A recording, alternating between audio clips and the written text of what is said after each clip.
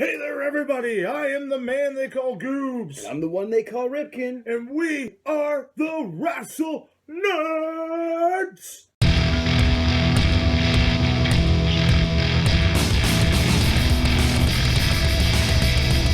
What's up, everybody, and welcome to another episode of the WrassleNerds, where we are going to run down a little bit of the Cruiserweight Classic, the first three episodes. We didn't mean to touch on it, so now we're going to really touch on it with our tenders. Yeah, we'll get our tenders all over. We'll get those tenders right up in there. We're also... Right up in there. Get it right up in there, those tenders. We are also going to talk a little bit about our very first Smash Wrestling show, which we went to this past weekend in Oshawa. We're going to talk about how great that was. It was a great time. Yeah, absolutely. But first things first, you'll check out my gear, here, too. Yo, check out my gear. Oh, man, that looks nice, that? man. Yeah, you see that gear right there? That's fresh. I'm rocking some fresh gear, and this gear is courtesy of Toto Lazaro. Sorry if we mispronounced that. But our good friend Toto, who does custom t-shirt designs, hooked us up with this. Now, this is simple. We're very simple. Yeah, we're people. simple around here. You know, we keep it simple, so don't get it twisted. Toto is capable of way more than this. Oh, yeah. He makes some amazing designs. Yeah, he can pretty much pull anything off. So we'll probably go back to him for, some more complex... I need to get did it up for the tenders. My brain's not fucking working. I want a tender shirt. I want a Bobby Draven shirt.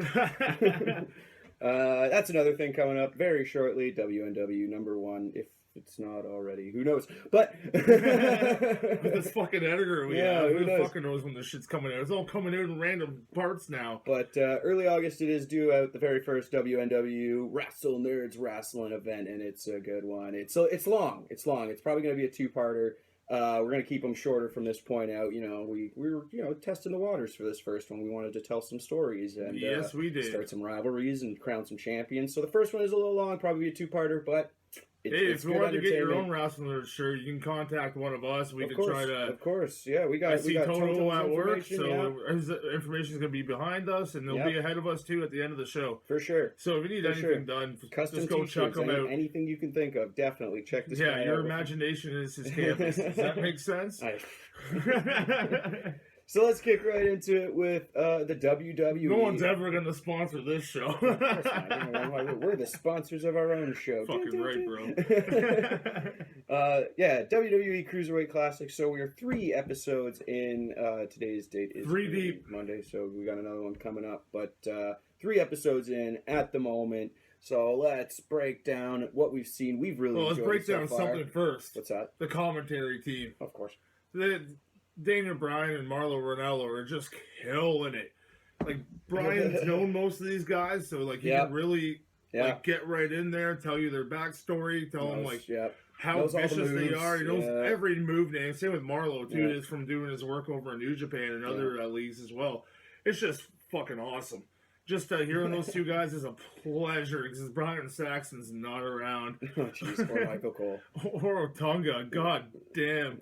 They need to tighten up that SmackDown thing. Back to CWC here. Yeah. So it's been excellent so far. I've seen a lot of people say it's not really for them and, and whatnot. But still, it's been good. It's been good. We really enjoyed it. We love that style of wrestling. So the first match, we'll just jump right into it here, folks. We got Grand Metalik, and he went against Alejandro. Alejandro. Yeah, exactly. Big, tall, lanky dude. He was. Capable of a little more than you'd expect from a guy of his height. At least he looked tall. Yeah, a lot of these people look deceivingly tall, to be honest with you. I didn't expect him to pull off some of the moves he did outside of the ring. I think he did a moonsault or a corkscrew off the apron. To the outside. That was very impressive. He also did a couple more flip-de-doos in there as well. But, lots of flip-de-doos in this match. Yeah, but it was Grand Metalik who won in the end with just cradle driver. Yeah. And he showcased a really good show as well. They both showcased a pretty good show. I had heard that already, that Grand Metalik has signed with WWE. So they maybe using him on the Cruiserweight Championship coming up on Raw. Yeah. They're going to start showcasing all those guys on there. Hopefully they take half the guys out of here. At least half. Like, there's tons of good ones. Because they can fill them up in NXT as well. So then we had little Ho Ho Lun. Oh yeah. I don't know about this guy, man. People seem he's pretty over with the people, but I think it's just because of his name. I didn't really see nothing special like they with love the guy. They love chanting his name. It seems. So. Oh yeah, Ho Ho Lun. Yeah. Ho Ho Lun. Fucking. Oh, what's his name? Mick Foley probably loves him. His name's Ho Ho. Of course, yeah, for sure, no doubt. Mick's probably a big fan. Put this guy. I want him on Raw right now. He went up against Arya Daivari, who I actually really liked. Yeah, and it's funny. He was a great heel. Because GoobZ actually thought it was Daivari. Sean Daivari, Arya's older brother.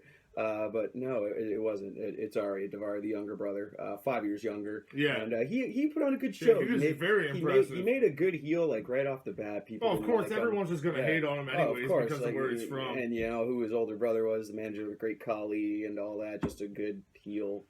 And his team with Muhammad Hassan as well. Exactly. So of course they're just going to dislike him. And he played to it very well actually, and I really enjoyed it. But unfortunately, he couldn't overcome the power of the crowd. I guess was just way too behind Ho Ho Lun. Yeah, he just got the Ho Ho power. Yeah. Ho Ho Hogan. Maybe that'll be his gimmick when he comes up. Jeez, a little tiny Hulk Hogan wannabe. But he won with just a German suplex. A British German suplex. Just bridged it. It was nice. It was a good match. It was a good match. Tons of flying knees from Daivari, and I love that kind of stuff. Yeah, he was much more impressive to us in that match, and he should have got the W there. Yeah, good show. But hopefully they pick him up, and who knows, they're bringing back other people now, so maybe bring back his brother and have the Daivaris together. That'd be pretty sweet. Yeah.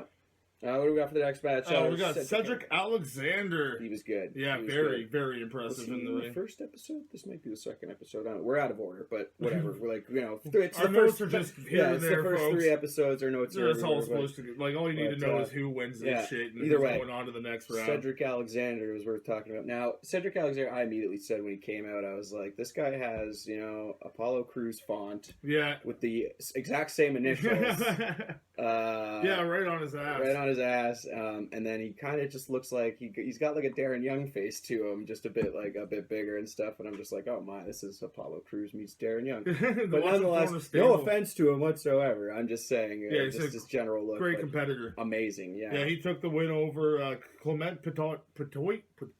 That is French. It's French. With the lumbar check, the good old toss up and crunch. Onto the knees. Excellent move.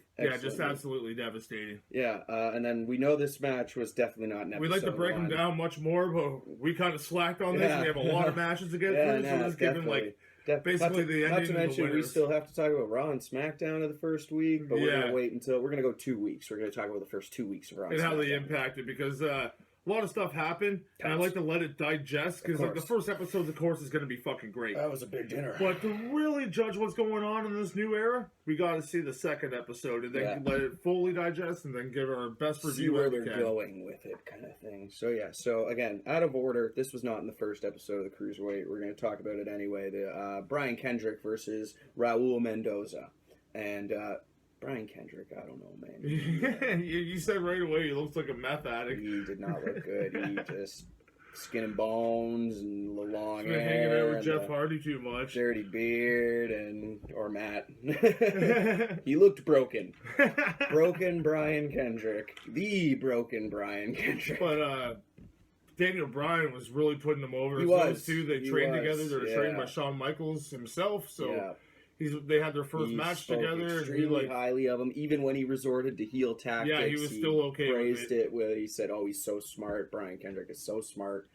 Raul Mendoza had a great showing. He actually thought he would have gone over this younger guy. Yeah, man with the braces. And now this was not the first time in the Cruiserweight that they put the older guy over, but we'll get to that in a second. But Brian Kendrick ended up winning the match. And he busted him open, too. Yeah, his mouth was bleeding. At one point, I don't know if it was from this or from when he got kicked in the mouth, just his braces cutting, rubbing into his gums, maybe. Yeah. But he had him bite the rope and then run up and hoof it right into his mouth. And that's like steel underneath there. Yeah. I know it looks like fabric on top because it is, but it's not just all soft. Yeah. So he made him tap. Mendoza tapped. Just like a rear naked choke. Again, to get into the bully lock. To get into the position, Kendrick just resorted to just the cheesy tactics, the bare necessities. Yeah. So that was, the first 4 matches again, just completely out of order. Speaking of Brian Kendrick going over on the younger talent, yes. The next another match, man who next went match over. We're going to talk about is Damian Slater, Australian-born from Melbourne, took on Tajiri. Who doesn't remember Tajiri? Yeah, who doesn't love the poison mist and buzzsaw kicks, baby? Yeah. Yeah, I'm actually surprised there was no poison mist. Well, he spit it out. Yeah, he spit went it out for when he came out as well. He spit it out. I think he tried to go for it too, but he got blocked. Yeah. But he got those kicks off. Yes, indeed. Yes. Damian Slater, again, had a good showing. We couldn't really tell if he got a finisher off or not, to be honest, because we don't know a lot of these guys what their finishing move is or... if you need to know how old Tajiri is, just count the bags under his eyes, and pull it right down, and start counting. Oh my!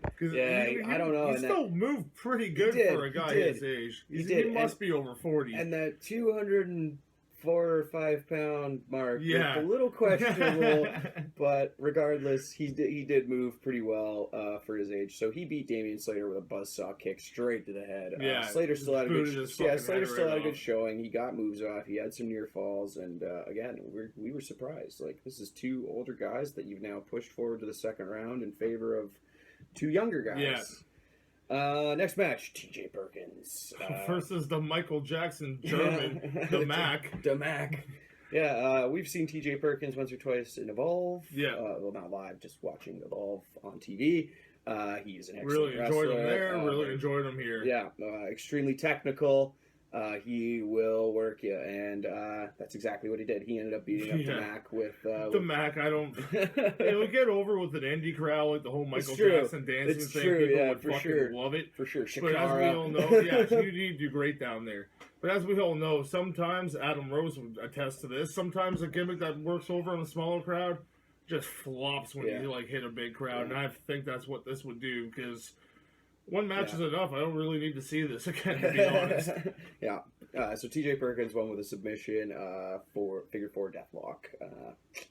Yanking up on the figure 4, which is awesome. Just straight yanking. The next match was my favorite one so far. That's what I'm going to say about that. The best one we watched in the first 3 episodes, in my opinion.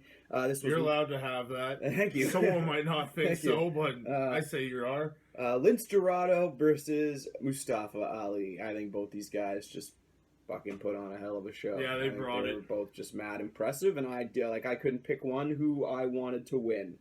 But that being said, it was Lince Dorado who won with a shooting star press, but it was just a vicious match, just mad flips. I'm gonna have to go back and rewatch that one again because it's just it's one of those things you gotta see twice. Yeah, it was a good one. I just love all the aerials you get to see in these ones too. You get to see guys pull out shit you don't normally see every Monday or Tuesday or Sunday Wednesdays or Wednesdays. Well, you see it more on Wednesdays than you do any other day. So if my opinion means anything to you, check out Mustafa Ali versus Lince Dorado. I believe it was episode 2. I'm pretty sure it was episode 2 that they had that one in. Okay, match number 4 here. Yep. We got Akira Tozawa. Yep, who was pretty over with the crowd. Oh yeah, the cloud. Fuck you, cloud. God damn you, cloud. Get back my pictures. No, but the crowd is pretty much anyone from Japan or China. They just start marking the fuck out for it. It's true. This guy's probably famous where he's from. Just going right nuts. No wonder Ho Ho was over. Yeah, that was, we hate to resort to just like how but Daivari's already a hero. If you're Japanese, your face all the way. And he knew it the second coming out too. He's like, fuck you all. And he went over Kenneth Johnson. Yes, big Kenneth Johnson. At least this was one of the guys who I thought again looked deceivingly tall. He was I was like, wow, look how tall this guy is. No, not really. No. He's just like 5'11", and again, this was another German suplex victory. Yeah, they love their German suplexes. These little guys. Yeah, it's true. I guess I can say that's some pretty it showcases the power of a smaller person, especially a guy like Ho Ho Lun. Where you're not picking up anybody. Maybe dudes. We love you, Ho Ho. I like Daivari a bit more, but Yeah. Hope to see you back, Davari. Come on back. So the next match we got is Drew Gulak. Again, another guy we've seen in Evolve, and another guy who's just mad technical with the submissions and stuff. A lot of technical wrestlers. Oh, yeah. There's on this episode. Don't let Cruiserweight deceive you. I mean, if you think you're going to come into this just seeing moonsaults and somersaults and flip-de-doos and lunges and plunges. Do you guys remember Briscoe, Eddie Guerrero, Dean Malenko, Perry Saturn? You're going to see a lot of technical matches like that. A lot of technical wrestling. A lot of people are mentioning, I'm sure Briscoe didn't fuck up so bad, that Eddie Guerrero, like, a lot of people are mentioning him as, like, their inspiration and everything like that, which is pretty cool. Yeah. Because, like, other guys, like, before this newer generation, everyone's like, oh, Bret Hart, Shawn Michaels, and all that. But all these guys grew up watching a different generation, and they're all learning their stuff from them. So it's pretty awesome to see that happen. A lot of Eddie love in today's new era. And why not? Who doesn't love Latino heat? Gotta love it, man. So, Drew Gulak took on Harv Shearer. Harv Shearer is one half of the Bollywood Boys. Yep. His partner is also in the Cruiserweight. We have not watched his match yet. I believe it is the next it's coming episode. Up on Wednesday. Again, a gimmick that seems a little bit. I get it. You know, they're Indians, so they're Bollywood. It's different. They're Bollywood, but they had he was rocking the Tyler Breeze pants and everything. Not so much the Tyler Breeze, but like the Young Bucks. You know, the little flares on the. I'm trying to point to my leg, which is stupid. Everyone knows we don't have legs. We're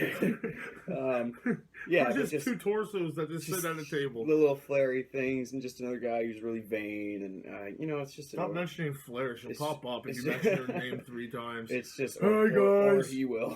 Either way, Harv Shearer lost the match. He was submitted by Drew Gulak. Body scissors again. Very technical. Very technical. Yeah, he's a very technical wrestler. He's showcased that quite a bit here in this match. Yeah. Again, another great match. Tony Nese versus Anthony Bennett. The man with 2 sunglasses. He's so cool. His hair wears sunglasses. Yeah, it's true. Yeah, the nice big. Looks like the 3rd guy from Kid and Play. And 3rd member of Too Cool, or 4th member. I think Rikishi's ass is the 3rd and 4th member. True. So this was a good match, kind of up until the ending where it got a little awkward. Anthony Bennett clearly did something to like bother I think it was his knee, just landing awkwardly, and they kind of continued for a while going about it. And then Tony Nese set him up for a 450. Oh, he landed bad on his shoulder or head near the end of it. Yeah. Tony Nese set him up for a 450. Went to the top rope, is all ready to go, and then no. The ref was just like, "Whoa, hold on a second." And then when checks on him, he's like, "Are you good to take a 450 splash?" Basically, I think is what he was saying. Yeah, I'm good, bro. Yeah. Okay, he's good. Yeah, he's good. 450 splash. So Tony Nese got the okay to do his finisher, and he did. Yeah, he really did a great job with this match. Yeah. So it was a great match, nonetheless. Hopefully, Anthony Bennett. Hopefully, you're okay, but. I don't really need to see you again. Maybe in the Indies, I love the gimmick there. Exactly. So Tony Nese moves on. This was a match from the first episode. Reason being is because one of the members is basically like an NXT member. Yeah, he debuted on NXT. Last week, I believe. On Wednesday. So that would be Kota Ibushi. Yeah, who is in the Cruiserweight. So when he came out in NXT, there was a kid there. It's like, just like losing his fucking mind. Yeah. So in the Cruiserweight Classic, he took on Sean Maluta, Samoan. Samoan descent. And again, there was kind of like an interesting moment in this where Maluta went for like a suicide dive, like over the top. Yeah. But his foot caught the rope. And somehow he recovered and ended up kind of making it like work a double flip. So he kind of flipped once and recovered and then flipped again and managed to connect. So it kind of worked dangerous nonetheless. But, when in doubt, flip again. So that's exactly what he did. It was a great match. Kota Ibushi with his strong strikes, his kicks. He finished it all with his elevated sit-out powerbomb. Just picks the guy right up, jacks him right down. Yeah, and I believe that is the exact same way that he finished Murphy. I believe it was Murphy. Yes, it was. Yeah, at NXT, his NXT debut, he faced Murphy, one half of Blake and Murphy. I'm excited to see all this talent being shuffled around right now. It's very exciting. For sure. So, good debut on Cruiserweight, good debut on NXT. Clearly big things for Kota Ibushi coming up. And here's my favorite match out of all of this. We saved this one for last, and for a good reason. And it was UK's own Zack Sabre Jr. Everyone was excited to see Zack Sabre taking on Canada's own Tyson Dukes. Superkick alumni, Smash Wrestling alumni, every indie event in and around the area. Alumni. Very well-respected ring general. Yeah, had his chance at WWE, even competed on SmackDown a few times until he suffered an injury that just set him back. So redemption time in the Cruiserweight Classic. Unfortunately, you could say he kind of drew the short straw. Yeah. When you see your name and like you're walking up, it's like your playoffs and dodgeball gym class or something. Yeah, you're checking see if you made the team. It's or, fuck. Oh God, oh boy. So he got to face Zack Sabre Jr. Nonetheless, great showing. How awesome is it that you get to be in the ring with? I bet Zack Sabre Jr. even thought the exact same thing. Yeah. I get to be in the ring with Tyson Dukes right now. And other likewise too. So they're both ring technicians. These guys can work a hold like no other, and they were just going fucking at it hard. Exactly. This is one of the most technical wrestling matches I've seen in a long time. Lots of holds, lots of reversals. We love all the high flying, fast paced action. Like, that's what we love it, and the CWC is all about it. But like every now and then you get a match like this, and it's like a a breath of fresh air just coming right into your lungs. It's just something different. Yes. Yeah. Again, Daniel Bryan, high praise on Zack Sabre Jr. for his technical ability. He was really praising both men. In fact, he was really you could tell there was actually points where he was actually really impressed. Marking out. He was like, look at this guy when he's doing the hand lock, wrist, and making sure he doesn't get the rope break by pulling the wrist back. Just those little things right there, just speak volumes when wrestling. Yeah, Tyson Dukes held his own. Oh yeah, he got a nice couple submissions on his own there, and some power moves. Of course, that's what he's known for. Unfortunately, he was the one who did end up tapping to Zack Sabre Jr.'s armbar. Again, working the wrist and the arm, and it's okay. We were sad to see it tap. Unfortunately, he couldn't tap. His hands were all tied up. He had to verbally submit, which is I give up. Like the worst form of submission. He should have just pulled a John Cena. Just passed out. Nothing ever happened. I'm dead now. So nonetheless, that's been the Cruiserweight Classic so far. The reason we wanted to save that match until last with Tyson Dukes. We did some planning on this one. Is because, like we said at the beginning, we recently went to our very first Smash Wrestling event live. They were here in Oshawa. At the music hall. Last minute decision. We're like, let's rush out there. Yeah, I just left from a family thing. Yeah, just like ditched his family and was like, wrestling. Ditch my family. They're gonna be watching this. I love my family. Yeah. So happened conveniently ended family reunion. Half our views, man. Where we were able to go watch some wrestling, and Tyson Dukes was there. He was the main event in a hardcore match with Canada's hardcore legend Jesse Amato. So we'll talk about that match last. Quick rundown. It was a great event. We won't talk too much about it. It was an awesome event. It was great to see guys that we saw in Superkick that we don't really get to see in Superkick anymore, sadly. Space Monkey was there. He fought the Professional. I was calling him the Gentleman. He could be a gentleman. He does look like a gentleman. He has a nice fancy mustache. But it's the Professional Jackson Jarvis. Sounds like someone we make up in 2K, and man. Let me just tell you, we go to Superkick. It's a great show. It's great wrestling. It's great wrestling. Smash Wrestling is great entertainment. Yeah. It was something different. We got to sit down for once, which was we were nice. pretty much ringside. Not only that, we got to hook up with our boy from the Six Click, just one of them, but Ortiz, Josh Ortiz, editing videos and apparently shooting them on his own. If you ask me, that's blasphemy, right there. My God, unless you have a 5-year-old kid sitting next to you, that's not acceptable. That sounded terrible. I'm sorry. I know, but it just. I'm not even gonna look back there because someone's gonna get punched. God. Anyway, we got to hook up with Ortiz, Avoto and Ortiz. Shut up. And yeah, so that was it was a great night chilling with him. We got to talk to him. We got a few interviews, one with a fan, one with Ortiz, and one with the hardcore legend Jesse Amato. We'll play those all at the end. This might be a long video. That's why we're back to our roots. That's why we're not going to touch too much on it. Just tell you that it was a great show. My favorite point of the show, I don't know if you agree, was Psycho Mike versus Courtney Rush. So they had a grudge match. They fought once before. This was now the second time fighting. TNA's Rosemary. Yes, correct? yes. Courtney Rush is TNA's Rosemary, but she goes by Courtney Rush and Smash.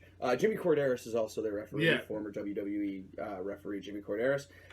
So they were having a match, and it was a grudge match. Apparently, Courtney Rush keeps picking on all of Psycho Mike's friends. Yeah, he doesn't like that, so he wanted revenge.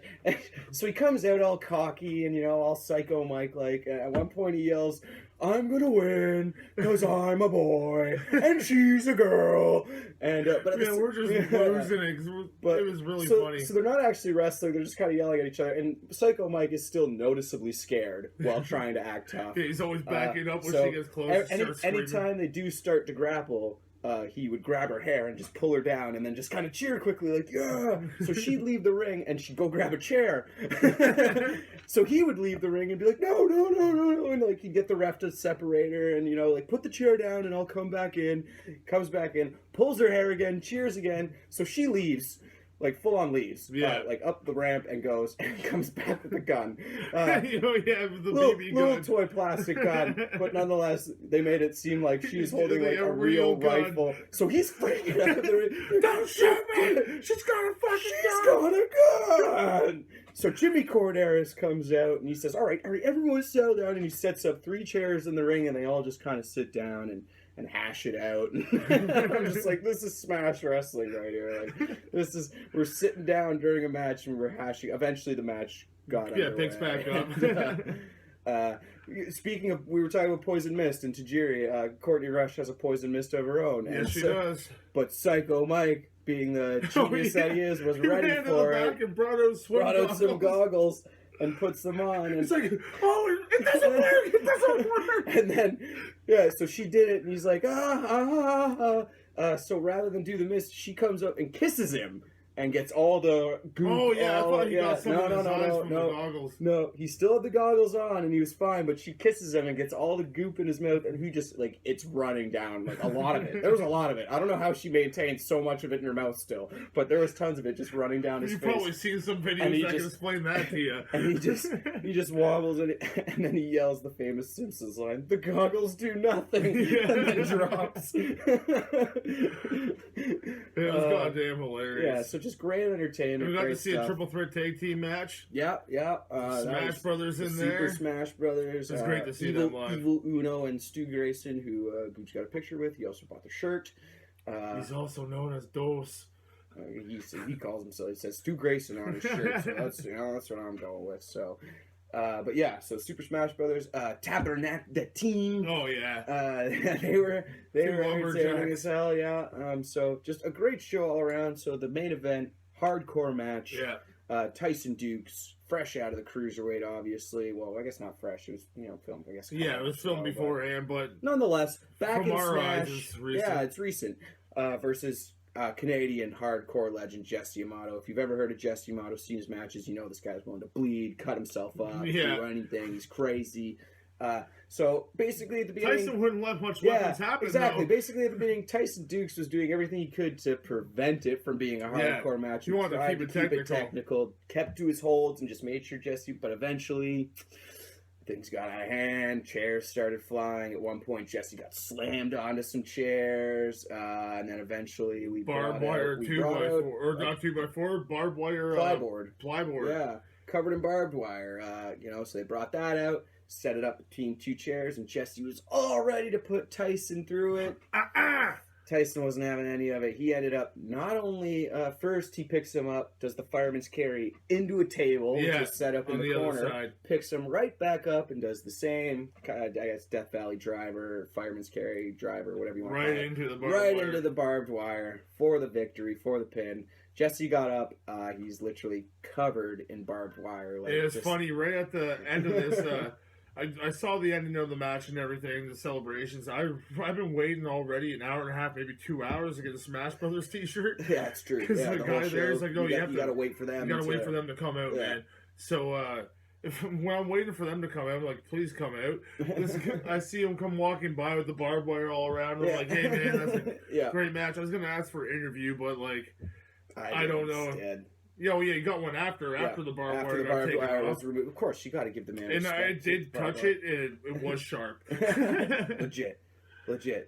So that was basically the show. There was a bunch of great matches that we missed, but we don't want to keep your time. Go check out Smash if you're ever in the area. They got a bunch of shows coming up. And they got one coming up with a rematch from the CWC. The Cruiserweight Classic, which is in Oshawa again, no, that's night for 2. Toronto, the day 2. Day 1 is in Oshawa, day 2 is in Toronto, but yeah. Zack Sabre Jr. taking on Tyson Dukes yet again in Smash versus Progress. Hopefully we can make it for that one. So that's going to be a sellout for sure, and it's going to be an amazing night. Definitely. I will post all the dates of Smash's upcoming shows, which is a couple, as well as Super Kick's upcoming show, Super Kick Cranked, which we will be at. Yeah, because we are 2-6. All those guys will be there too. We're not missing this one. Definitely not. We'll be there. We will also be bringing a friend along to the show, my buddy Glenn. No, he's coming. Oh, yeah, he's coming. 100%. So it's going to be exciting for him to come down and see Superkick for the first time. We sold it to him. Yeah, we were talking about it on here. He's like, I would really like to check that out with you guys. I'm like, well, fuck it. Jump in the car. You live on the way. Let's go. Yep. So we'll definitely have at least one person interview at this show. So yeah, so that basically does it for our whole recap, Smash Wrestling. First little bit of the Cruiserweight Classic. Hopefully this doesn't run on too long because we still have some interviews to show you. So watch those after the show. And everything else. I am Ripken at Ripken MC. And I am GoobZ at S. Gibski. And we are the WrassleNerds. I got one too, but don't we didn't want to forget match. to check out Toto Lazzaro. Oh yeah, and we're going to be showing his stuff right now.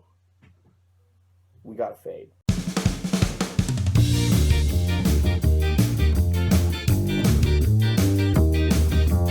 What's up, everybody? I am Ripken of the WrassleNerds, and I am here with the hardcore legend, Jesse Amato, who just put on a match with, Cruiserweight Classic, member Tyson Dukes. What was that like, being in the ring with a guy like Tyson Dukes? Learning experience. Absolutely, no doubt. You put on a great show. I'm glad you got all the barbed wire off you. As you can see, he's a little cut up from the match he just had. I guess that's what you get when you go into a hardcore match, but I mean, you're probably used to something like that, aren't you? Yeah, a couple of territory. You live for this kind of stuff, don't you? Well, what's upcoming for Jesse Amato in the future? Well, we're coming right back here on the 16th, I believe, the music hall in Oshawa for the Smash vs. Progress show. Excellent. You will be here. That's the next thing that's up on the agenda. Plus, I'm going down to Jersey for Game Change Wrestling. Okay. Wow. So lots, so plenty coming up. And what about for hardcore matches? Anything in the future, or is it just to be determined? To be determined. Wait and see. We can't wait. We got a few weeks to go. Jesse, I don't want to, put any more bruises on you. I will shake your hand. Excellent match. Thanks for the time. What's up, everybody, and welcome to the GoobZ, Ripken, and Ortiz show. Hello. We've just come from Smash Wrestling Uncensored in Oshawa. We're here with Josh Ortiz, co-owner of the Ocho and Ortiz show. Big guest here, folks. Big guest. Part of the Six Click. What up? 2-6.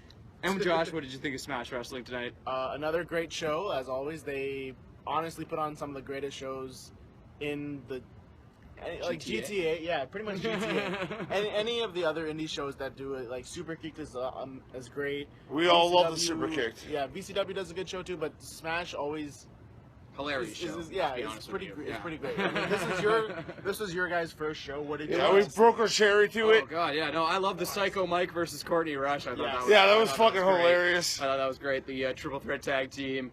That was good as well. All the teams here were very entertaining. Gotta love the Smash Bros. Definitely. Super Smash Bros. Definitely. They are always watching them for years. Happy to see them finally. Yeah. If you guys haven't, I don't know if you guys have seen it. I think they put it on YouTube. The Smash. It was them versus the Young Bucks. Yes. One of the greatest. I've seen live. that. It was fucking I hilarious. was actually there live. That was one of the greatest matches I've ever seen. You can pick me out in that fucking video. Oh shit. Okay, so I'll have to watch Pick them out in the video, folks. You heard it here first. first. Watch it. Yeah, it's a great. Smash always puts on something great, and I'm looking forward to next month's show in Pickering. Your guys next to the Yeah.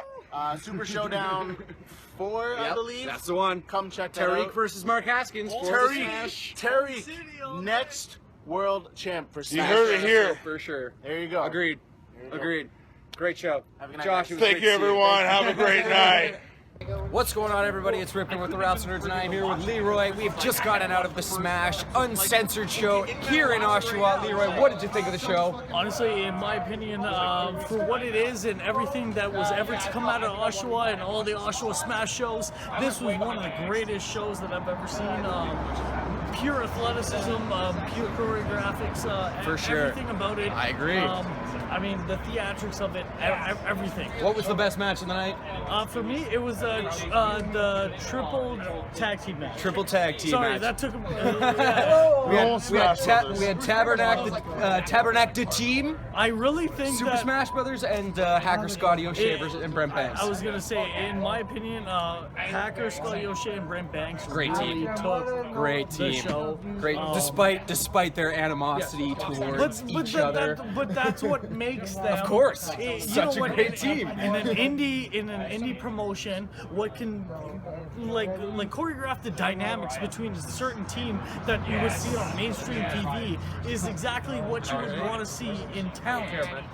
In towns that you're growing up with. Definitely. In town that's right down the street. Definitely. From you, just like that. Exactly. I mean, this is what indie wrestling's all about, to showcase what these people can really do, which is, at the end of the day, a lot more talented than what NXT can. Now, the only reason I say that is because there is a block list of certain moves that you can do. Of course. True. Right? True. But, I mean, You won't get hardcore matches like that. that's the thing. Yeah. And that's the reason why indie wrestling stands out from pro wrestling. Definitely makes it different. Makes it makes it that much more better, hardcore, fun to watch. Oh yeah, Definitely. Without a doubt. Definitely. Without a doubt. Leroy, thank you for your time. No problem, I- man. You know, hopefully, subscribe to the channel, WrassleNerds. WrassleNerds all day. You heard it here first, Right folks. there. Thanks.